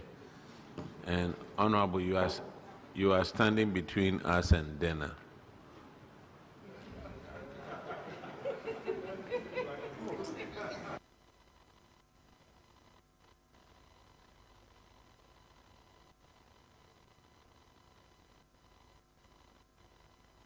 Chairman, your caution is well noted. Witness, please, at the risk of incurring Chairman's displeasure, could you mention your name again? So, my name is Prince Boatin. Thank you very much. Yeah. I think your question from me has to do with Get Fund Abandoned project, which has been, for me, overflowed in this sitting. It is said that one Get Fund project, 6 classroom unit block, awarded in 2017, as at the time of audit, 2017, 2024, 7 years plus, has been abandoned. Are you aware of this project? Please, yes, I'm aware. Okay. Are you aware of government policy on all abandoned projects as of today? If you are aware, what are you or your institution doing to take advantage of the policy measures that government is putting in place? Thank you. Okay, thank you, Chair. The abandoned projects in Adan College of Education were 3. And when we took office in 2023, we wrote to Get Fund through GTEC. And Get Fund granted us a 2-story building science block. So as at about 4 weeks ago, that block was handed over to us. We are again consulting Get Fund through GTEC again to see how this very one also could be finished for us. Get Fund is sitting right here. Yes. Yes. So they are aware about that. So I believe that they will answer to it. But respectfully, I wanted to know whether your institution, yourself, yes, are you aware of what you can get from Get Fund, government policy on abandoned projects? Do you know that, what the position is now? Yeah, Chairman. This is the only way you can go to Get Fund and insist that they do what policy measures they have that we all are supposed to follow. Do you know that? Please, Chairman, yes. That is why I was able to... If you know, what is it? Tell us. Well, so thank you, Chairman. Get Fund is to complete the abandoned projects that we have across board, but not to start with a new one. And as I said earlier, we had 3 abandoned projects in the college. So through Get Fund, we're able to finish 2 as we speak now. And then the 3rd one, we've also consulted them through GTEC, because we know all abandoned projects, which has been communicated to all colleges of education, that those ones should be completed before any new one is initiated. So that's, to my best of knowledge, what I know and exactly what I'm following. Thank you. Get Fund, can you confirm the position? Thank you, Honorable Chair. Yes, we have this pending 6-unit classroom block. I think it started through allocation. Per our prioritization, it is in phase 2 because there is an ongoing 300 capacity hostel, which the school says that is of dire need, which is ongoing. So we're thinking if they should get an allocation, they should be able to pump that allocation into finishing the 6-unit classroom block as we take up the bigger one on their behalf. Thank you. Are we done, sir? Thank you very much. Yes. All right. Adan, you are discharged. Thank you, Yes. Chair. Any other college over here that I didn't call? Okay.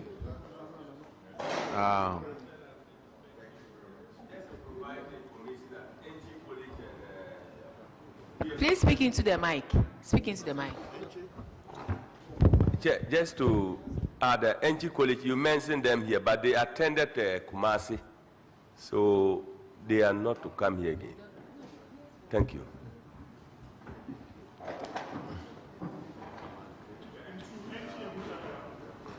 NG and then we also College of Education. We didn't call them today. Yes, no, they attended Kumasi. Okay. Yeah. So, well, all right. Thank you very much, sir. Chair, I stand as their president, and I want to use this opportunity to thank you so much. Yes, sir. I remember we had to reach through Honorable Nochu to speak to you because we're traveling. Yes. We appreciate that dispensation you gave to the Thank you principals. very much. We're most grateful. Thank All you. right. Madam, we are done. Thank you very much. We are done for today, and we'd like to thank all the auditees, including all those who came to push TikTok contents. Tomorrow, Tuesday, 19th of May, we have our morning session, pre-tertiary educational institutions in the Greater Accra region. And then in the afternoon, we have pre-tertiary educational institutions in the Volta region as well. So we are going to take these 2 regions for the secondary schools tomorrow, God willing.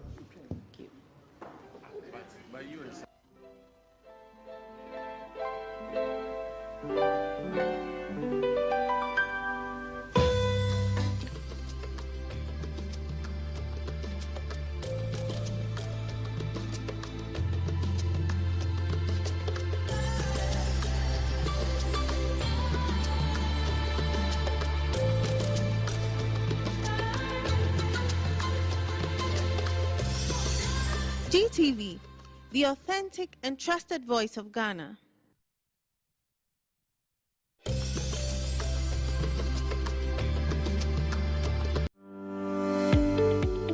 Up next, News Hour.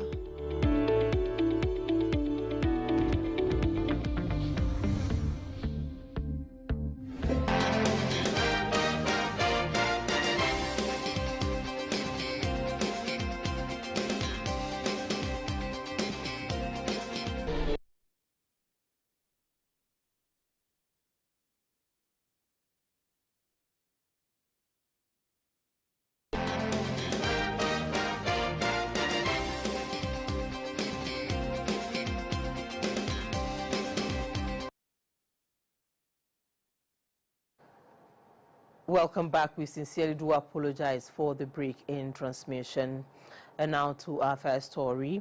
President John Mahama has revealed that Ghana has lost about $78 million following the closure of USAID-funded health programs, a development he says has severely affected critical interventions including malaria control, maternal and child health care nutrition services, and HIV/AIDS treatment delivery. World leaders, health policy makers, and global development partners have converged in Geneva, Switzerland for the 79th World Health Assembly of the World Health Organization as the global health system faces renewed pressure amid shrinking international aid and shifting geopolitical priorities. At the center of the deliberations, a keynote addressed by President John Mahama, who has outlined a bold call for health sovereignty and urgent reforms to global health architecture in response to what he describes as a rapidly weakening donor-driven system. 6 years after the last global pandemic, COVID-19, the world health architecture is changing rapidly. Overall, humanitarian assistance is reported to have declined by 40%, and some of the largest Western economies have significantly cut their overseas development assistance. The World Health Organization's budget has been gutted by the withdrawal of U.S. assistance, forcing the organization to scale down programs and undertake steep staff retrenchments. In Ghana, health financing from bilateral and multilateral partners has significantly decreased since 2025. Ghana lost $78 million in health funding following the closure of U.S. aid programs. This money went mainly into malaria programs, maternal and child health, nutrition, HIV/AIDS programs, including testing and delivery of antiretroviral drugs. In South Africa, the abrupt withdrawal of PEPFAR funding has shut clinics, terminated gender-based violence programs, and left 1.4 million people living with HIV uncertain about their treatment continuity. And we're told that by 2030, 9 million preventable deaths could occur due to these shifts. It is estimated that the direct consequences of this aid suspension could push about 5.7 million Africans into poverty by the end of 2026. It is this gloomy outlook for the future of global health that prompted the convening of the African Health Sovereignty Conference, famously known as the Accra Reset, in August last year. It is against this backdrop that we meet at the 79th World Health Assembly. According to emerging global assessments cited at the Assembly, the WHO itself have been forced to scale down operations following significant budgetary constraints, while partner-funded programs across Africa have faced disruption. For GBC News, Celestine Avi. Major reforms to Ghana's national health insurance scheme have unlocked an additional 3 billion cedis in funding to strengthen the country's health sector and improve service delivery nationwide. Addressing the 79th World Health Assembly of the World Health Organization in Geneva, President Mahama says the financial boost is the result of decisive policy reforms aimed at removing inefficiencies and expanding physical space for health care investment. Our National Health Insurance Scheme, the NHIS. By removing the cap on the Health Insurance Fund, we immediately freed up an additional 3 billion Ghana cedis, equivalent to $300 million for healthcare investment. We've also streamlined National Health Insurance Scheme operations by eliminating bottlenecks, utilizing digital tools, including AI, to detect fraudulent claims, and most importantly, prioritizing prompt refunds to service providers. Because a health insurance scheme is only as strong as the trust between the state and the hospitals that provide the care. We've also confronted the rising tide of non-communicable diseases by launching the Ghana Medical Trust Fund, also known as Mahama Cares. This fund is a lifeline for those suffering from non-communicable diseases, cardiovascular conditions, cancers, liver disease, and renal failures that were previously a death sentence for the poor. Ghana is working towards ending its dependence on donor-supported vaccine procurement systems, with plans to transition from Gavi support by 2030 as part of efforts to strengthen the country's health sovereignty. Ghana, I'm also happy to report, is on track to exit Gavi funding for vaccines by the year 2030, and we hope to transition into a donor in the not-too-distant future. These domestic achievements are the foundation of my leadership of the Accra Reset Initiative. When I hosted Director General Tedros, President Obasanjo, and many others in Accra in 2025, we firmed up a vision for health sovereignty. To us, sovereignty is the practical capacity to finance core functions predictably, regulate quality at the regional level, and produce critical inputs locally. A continent that manufactures less than 1% of its vaccines while carrying 25% of global disease burden is not sovereign, it is vulnerable. It is at best a ward of the international system. And by sovereignty, we do not mean isolationism. We're advocating the practical capacity of a nation to finance its own core functions, regulate its own quality, produce its own medicines, and govern its own data. Ministers of health in the global south often spend more time writing donor reports than designing and fixing primary health care. This is a system that has confused the multiplication of institutions with the multiplication of impact. So to move beyond rhetoric, the Accra Reset, supported by a Presidential Council of Leaders from the Global South, is implementing 3 operational pillars. In Ghana, we're leading by example. Our 2026 budget committed 34 billion Ghana cedis, equivalent to $3.4 billion to health and expanded coverage to 20 million people. We're not lecturing from theory. We're building the evidence of what a sovereign health system should look like. Meanwhile, the Chief Executive Officer of Gavi, the Vaccine Alliance, Dr. Sania Nishtar, noted that Ghana also met its $25 million obligation last year on schedule, highlighting the country's consistent contribution to global vaccine financing and health security efforts. The other expression of health sovereignty is sitting right in front of us, because not many of you may know that Ghana is contributing significantly to its domestic vaccine budgets. Last year, they contributed $25 million in hard cash into a bank account to underwrite the cost of their vaccines. And this year, ahead of schedule, they've paid $22 million in hard cash. That's another expression of a national sovereignty. We talk about dwindling official development assistance, but I think there is a huge upside to that, because all over Africa in particular, countries are rising and saying we are going to underwrite the cost of health, because we fundamentally believe that the definition of sovereignty is to be able to mobilize indigenous revenue and to be able to deliver services to their population. Still in Geneva, the Director General of the World Health Organization, Dr. Tedros Ghebreyesus, says the vision launched in Ghana on health sovereignty, dubbed Accra Reset, is beginning to shape global conversation on the future of healthcare delivery and financing.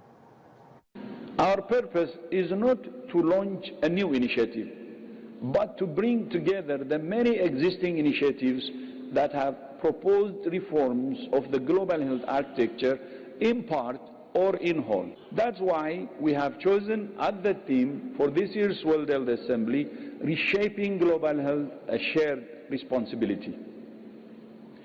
And this is where the leadership of His Excellency President Mahama has been so decisive in launching the Accra Reset last year.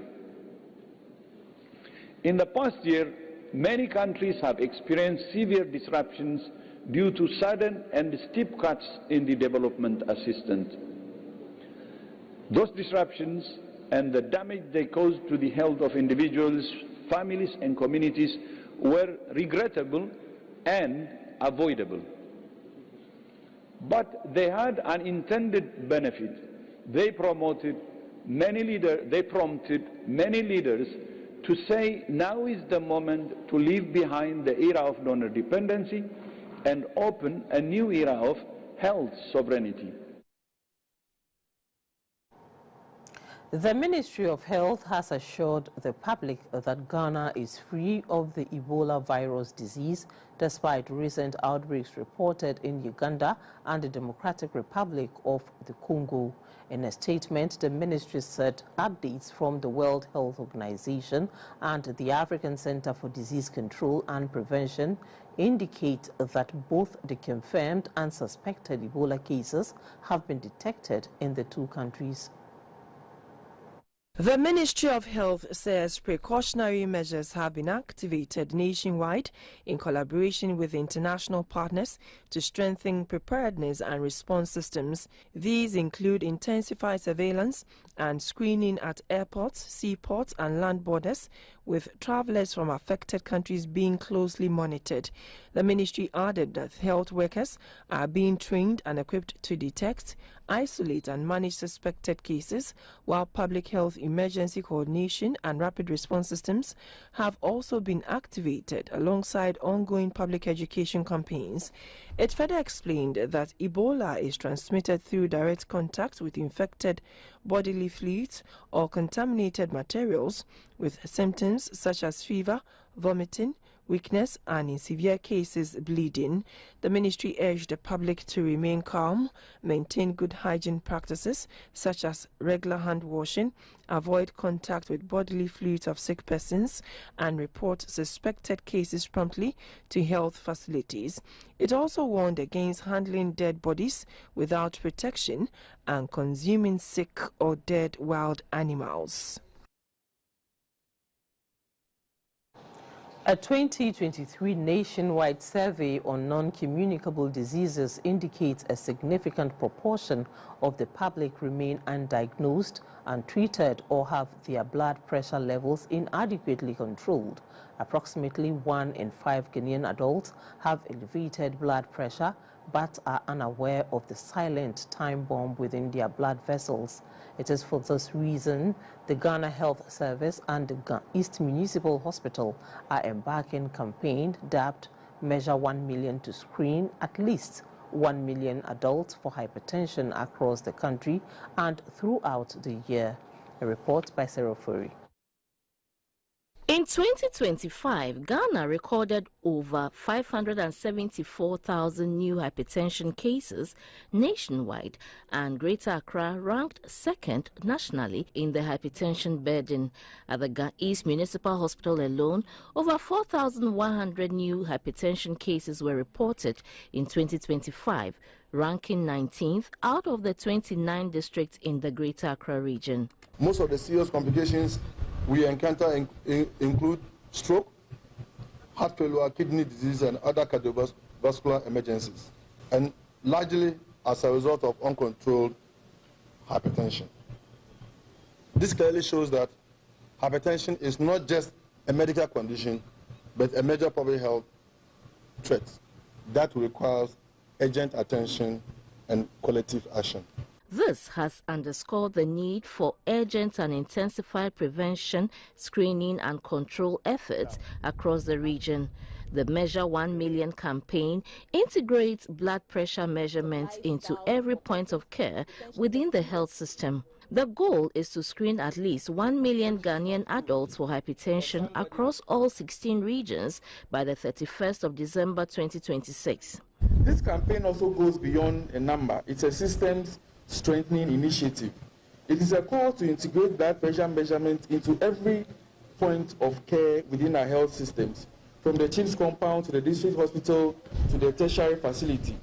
It is also a commitment to ensure that every Ghanaian who walks into any health facility leaves knowing their blood pressure status. The campaign is anchored on community-based screening and facility-based screening. To attain hypertension treatment control, the digital health and data systems are also being scaled up to track and follow patients. The Ghana Health Service within the period will also ensure risk communication and community engagement. Hypertension is a silent killer. The public, including health workers, are being asked to regularly check their blood pressure, control stress, reduce salt intake, exercise consistently, avoid tobacco and alcohol consumption. Traditional and religious leaders are also being asked to use their influence and authority to encourage healthy living, break myths and misconceptions surrounding hypertension. The Measure 1 Million campaign is expected to reduce the burden of hypertension, protect lives, preserve livelihoods, and prevent catastrophic health expenditure.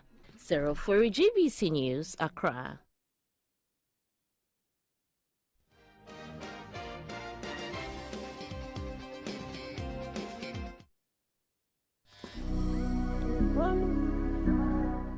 Ghana, the heat is no joke, but staying cool just got easier. Upgrade your comfort with Hisense air conditions, a very powerful, energy efficient, and you shut up buildings for your weather. From small rooms to large spaces, there is a perfect fit for you. We have 1.5 horsepower, 2.0 horsepower, 2.5 up to 10.0 horsepower. Enjoy faster cooling, cleaner air with a 4-in-1 filter, a long-lasting performance with durable copper pipes and gold-plated fin. Also, the Hisense R290 gas AC, a eco-friendly, efficient, and a total game changer. Na enije sema women say, up to 5 years warranty. Chese wasumba Joe. Hisense air conditions, powerful cooling, smart saving, everyday comfort. Hisense, everyday prices for everyday people.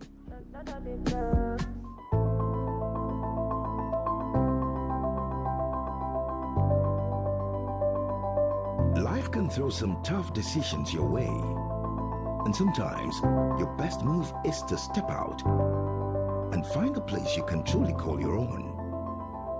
At Republic Bank, our flexible mortgage solutions are designed to help you move seamlessly from tenant to proud homeowner. Imagine owning a place where your family can grow, thrive, and create memories that will last a lifetime. We open the doors and pave the way for you to own a home easily.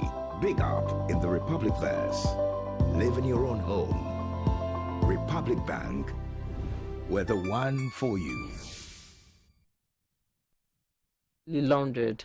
Investigations reveal that the regional manager James Tieku Apau admitted receiving 78,269,082.04, of which only 20% was for genuine supplies. Over 50 million Ghana cedis was traced back to Anan, his businesses and property acquisitions. Additionally, more than 161,459,987.27 was invested in securities and other instruments for personal gain.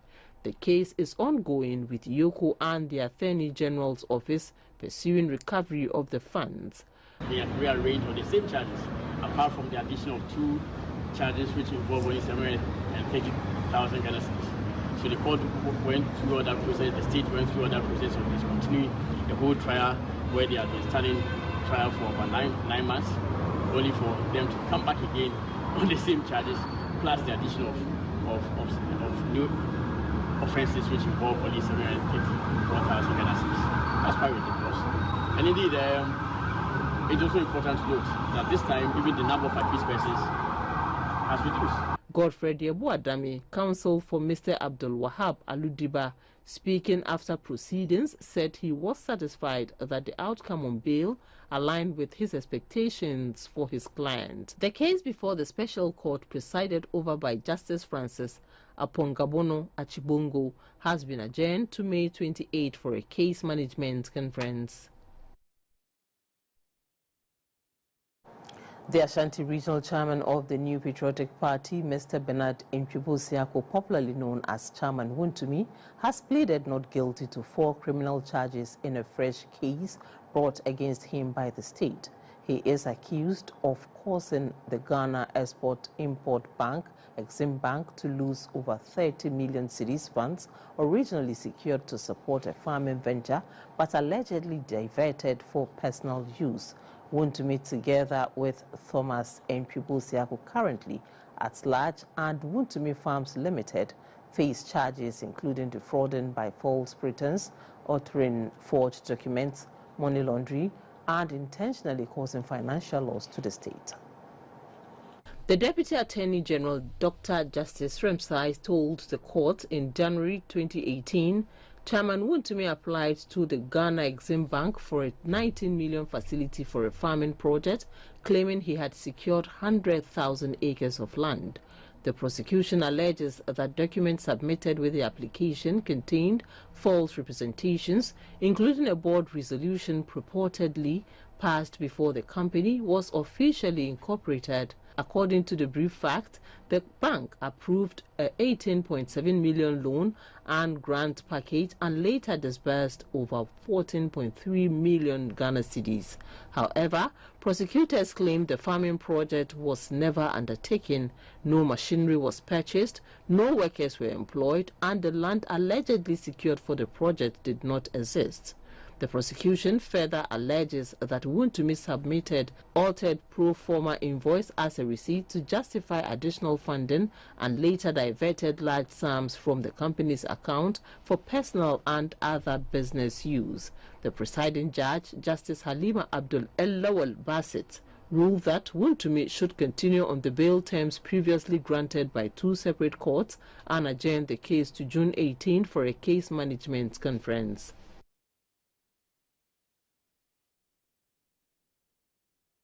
The Ghana Maritime Authority proudly joins the global community in marking this year's International Day for Women in Maritime. The day celebrates the courage, innovation, and achievement of women across the sector. In a statement issued by the Director General of the GMA, Naval Captain Retired Dr. Kamaldeen Ali, the authority says from seafaring and port operations to engineering, law, and leadership, women continue to break barriers and drive progress, in showing its commitment to gender inclusion and empowerment of women and girls in the industry. The GMA says diversity and equal participation are essential to unlocking innovation, strengthening Ghana's maritime sector, and advancing national development.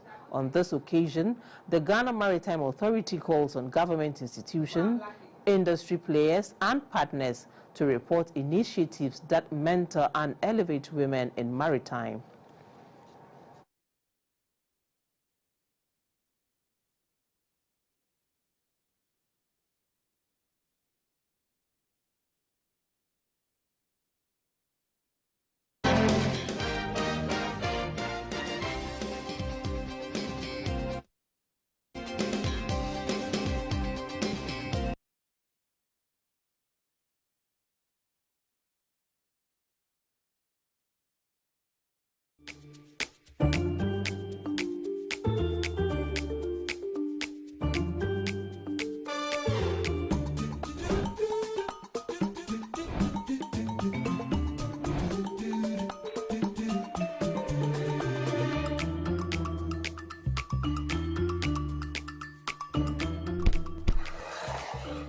Hey, buddy, it's me, Azar.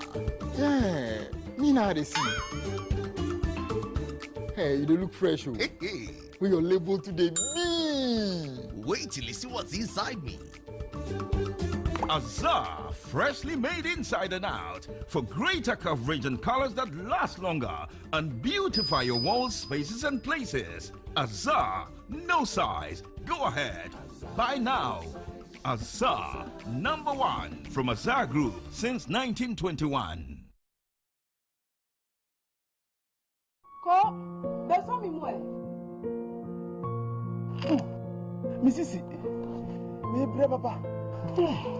Sisi yoko, anyonko. Oh, arai. For Missy, intimi. Ko se. The back mama mo do na trash. The friend Angel Rock Bis. A Mrs. Yarepa, Mrs. Kan Hunan say, a drain in the bois. Angel Rock Mixture, a dinner no abono. Me friend James is coming.